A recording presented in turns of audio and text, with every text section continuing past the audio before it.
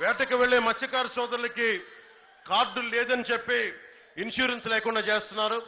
అలాంటి ఇన్సూరెన్స్ ప్రతి మత్స్యకార సోదరులకి వచ్చేలాగా ప్రభుత్వ శాఖల్ని మత్స్యకార శాఖల్ని బలోపేతం చేసి కేవలం ఎన్నికల ముందు 10 లక్షలు హామీ అని చెప్పిన వ్యక్తి దాన్ని 5 లక్షలు అది కూడా కొద్ది మందికే పెట్టాడు. నేనే ఒక పార్టీగా జనసేన కార్యకర్తలకి ప్రమాద భీమాయే ప్రాణం కోల్పోతే 5 లక్షలు అందజేస్తా ఉన్నాం. అలాంటిది మత్స్యకార సోదరులకి ఏ ప్రమాదం జరిగినా మీకు 10 లక్షల బీమా పథకం తిరిగి మేము మనస్ఫూర్తిగా మీకు బలంగా వర్తింపజేస్తాం. మీకు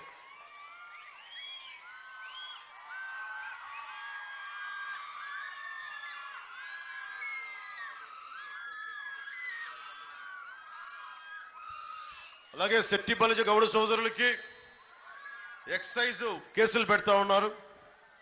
అవి రాగానే ప్రభుత్వం కూటమి ప్రభుత్వం రాగానే వాటి నుంచి మీకు విముక్తి కలిగిస్తాం.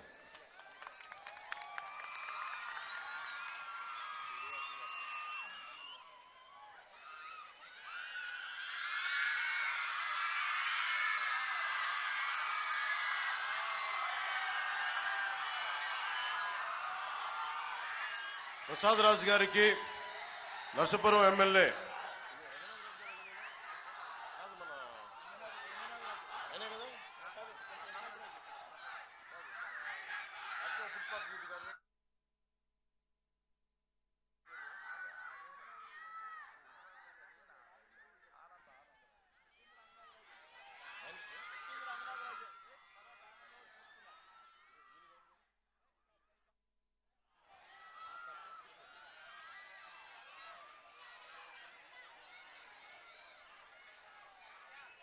ముఖ్యంగా నేను కులాలను దాటి రాజకీయం చేసేవాడిని. అన్ని కులాలు బాగుండాలి మనస్ఫూర్తిగా గుండెల లోతులోంచి కోరుకునేవాడిని. ఒక్క కులం కోసమో కొన్ని కులాల కోసమో కొన్ని వర్గాల కోసమో నేను జనసేన పార్టీ పెట్టలేదు. అన్ని కులాలు బాగుండాలి, అందరూ బాగుండాలి. ప్రసాద్ రాజు గారి దుర్మార్గం ఏంటంటే ఒక్క కులం మీద ఆయన కక్ష కట్టారని నాకు దృష్టిలోకి వచ్చింది. 40 మంది అధికారులని ఒక్క సామాజిక వర్గానికి చెందిన అధికారులని చెప్పి ఆయన బదిలీలు చేశారు. ఇది చాలా అన్యాయం. ఇది అలాంటి ముఖ్యంగా మీరు ఊహించుకోండి, మీరందరూ ఒకసారి ఆలోచించండి. మనందరం ఎవరో ఒకళ్ళు ఏదో ఒక కులంలో పుట్టాలి, అది మన చాయిస్ లేదు. కానీ కేవలం మన కులంకే పరిమితం అవ్వాలా అని అంటే ఇంతమంది వ్యాపారస్తులు ఉన్నారు, చిన్న ప్రతి షాప్స్ ఉన్నాయి.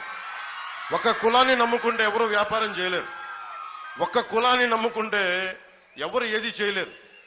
కానీ ఎవరి కులాలకి వెనుకబాటుతనాన్ని గుర్తింపు ఇవ్వాలి. ఇది దృష్టిలో పెట్టుకొని నేను పుట్టిన కులంతో పాటు అందరికీ గౌరవం ఇస్తాను.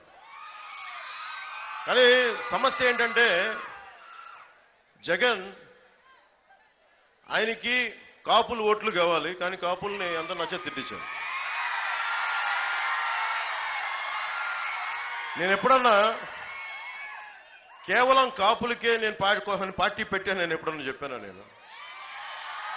మీరు బళ్ళారి వెళ్ళండి, కర్ణాటకలో బళ్ళారి వెళ్ళండి, రాయచూరు వెళ్ళండి, చిక్బళ్ళాపూర్ వెళ్ళండి, విదేశాల్లో ఎక్కడో నాష్వా సిటీకి వెళ్ళండి. నేను ప్రపంచంలో ఏ మూలకి వెళ్ళినా నన్ను కులాలకి మతాలకి అతీతంగా నన్ను ప్రేమిస్తున్నాను. అందరి వల్ల ఎదిగిన వాడిని ఒక్క కులం కోసం ఎందుకు పనిచేస్తాను? అన్ని కులాలు బాగుండాలని కదా.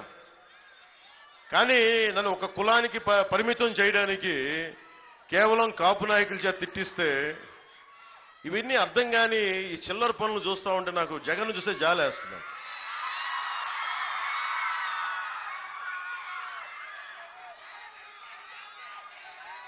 నాకు బాగా చిరాకైంది.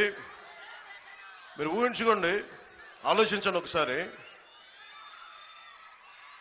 జగన్ నిన్న మాట్లాడుతూ చాలా ఎక్కువ మాట్లాడాడు ఈ మధ్యన సభల్లో.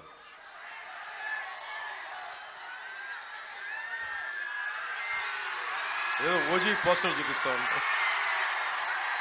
జగన్కి ఒకటే చెప్తా ఉన్నా, జగన్ నువ్వు శివశివాని స్కూల్లో 10th క్లాసు ఇంటరు పేపర్లో నువ్వు లీక్ చేస్తా ఉంటే నేను చెగివేరా గురించి చదువుతాను.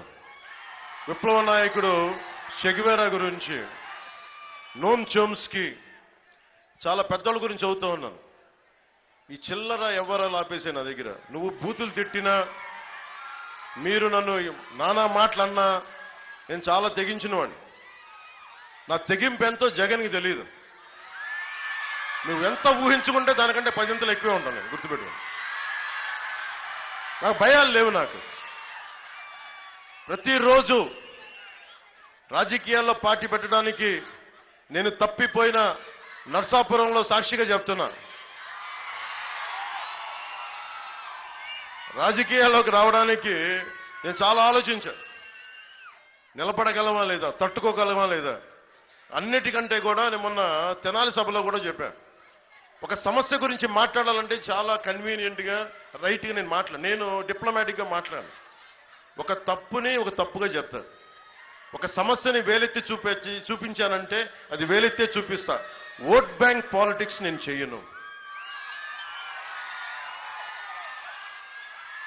నేను భారత రాజ్యాంగాన్ని సంపూర్ణంగా నమ్మిన వాడిని.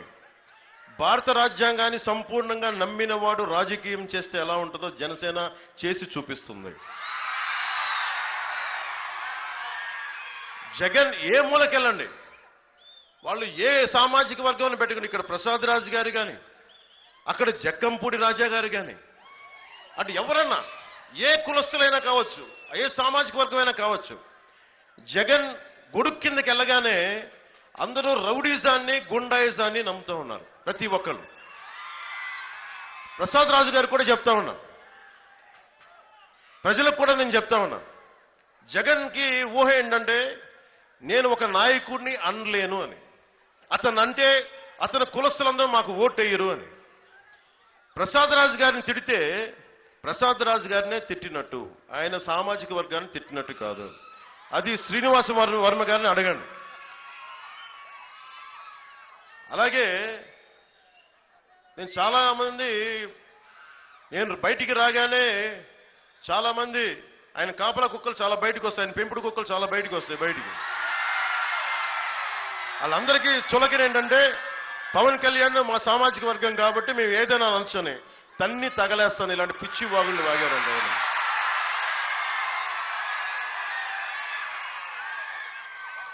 మేము కాపు డాష్లండి అంటే పట్టకార పెట్టి 4 బయటికి లాగుతాను. జాగ్రత్త. పిచ్చి మాటలు మాట్లాడకండి. ఫోన్లే కదా అని చాలా సార్లు వదిలేస్తా ఉంటా. అలాగే సజ్జల రామకృష్ణారెడ్డి గారు ఈరోజు మాట్లాడుతా, వైఎన్ కాలేజీలో చదువుకొని చిన్న స్థాయి నుంచి వచ్చి ఎదిగిన వ్యక్తి ఈరోజున్న పవన్ కళ్యాణ్ అనే వ్యక్తిని మీ ముందు నిలబెట్టి ఎన్డీఏ కూటమికి బలంగా వెన్నెముక